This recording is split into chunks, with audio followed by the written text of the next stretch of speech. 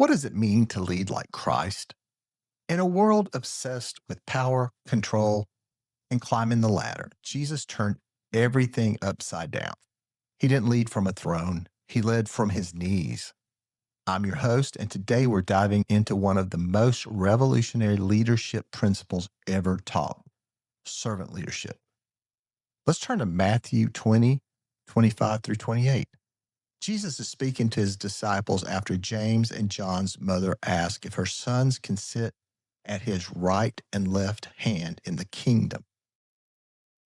Here's what Jesus says: You know that the rulers of the Gentiles lord it over them, and their high officials exercise authority over them. Not so with you. Instead, whoever wants to become great among you must be your servant, and whoever wants to be first must be your slave.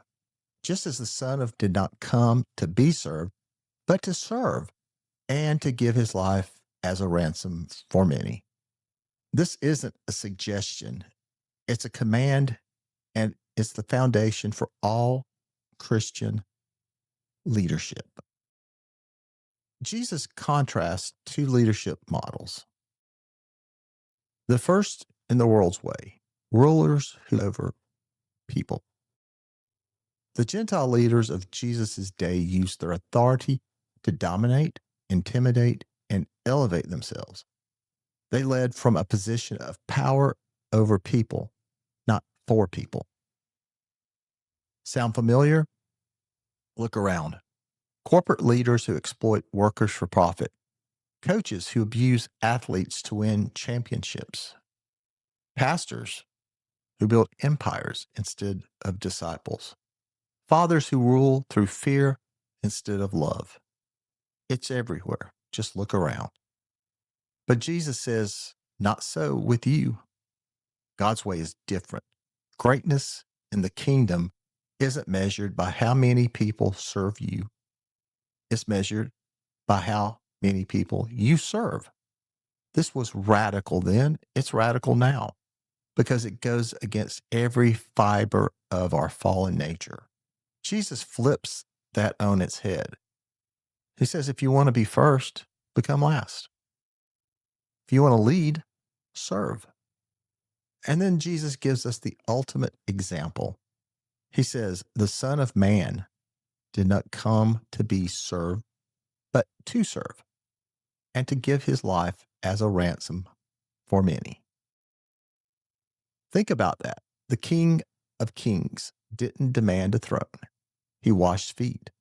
The Creator of the universe didn't summon servants, he became one. The Lord of glory didn't seek comfort, he embraced a cross. Jesus could have led any way he wanted. He could have called down legions of angels. He could have established an earthly kingdom with armies and palaces. Instead, he chose servanthood. Why? Because true leadership isn't about power, it's about sacrifice. Servant leadership means putting others first. It means laying down your rights. It means using your authority not to elevate yourself, but to lift up others. This is the heart of the gospel. Jesus didn't just teach servant leadership, he embodied it, he lived it, and ultimately he died doing it.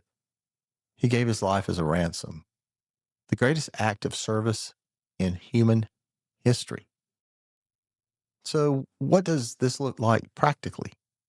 How do we lead as servants in our families, workplaces, churches, and in our communities? Servant leaders listen. They don't just talk, they listen to the needs, struggles, and concerns of those they lead.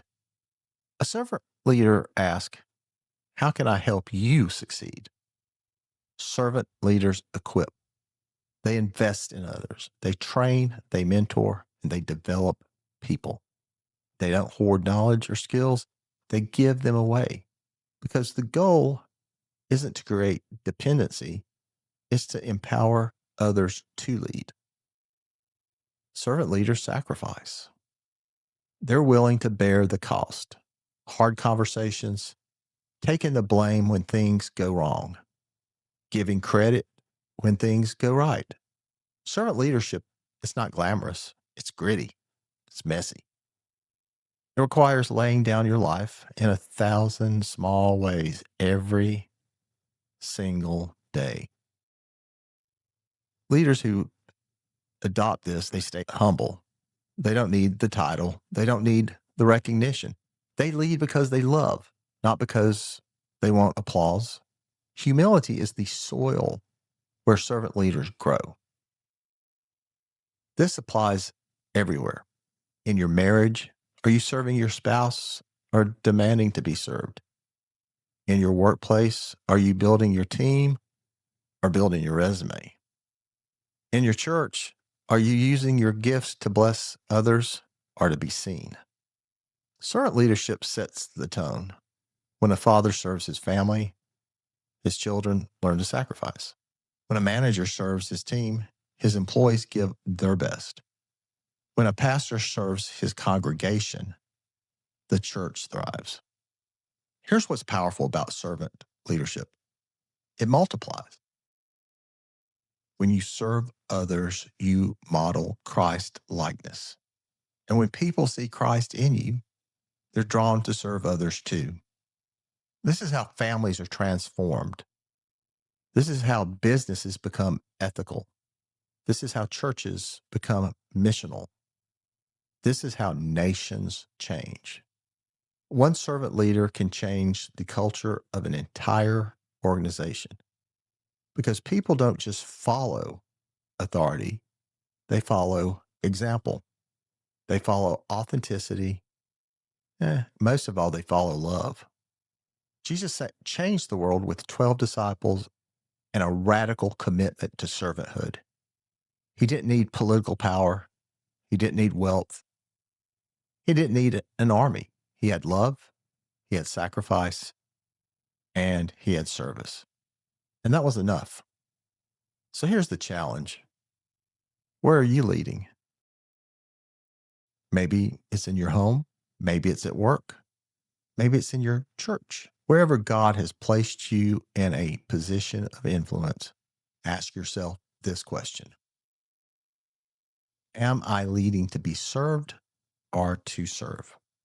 It's easy to slip into the world's way, to demand respect instead of earning it, to use your authority for your comfort instead of others. But that's not the way of Christ.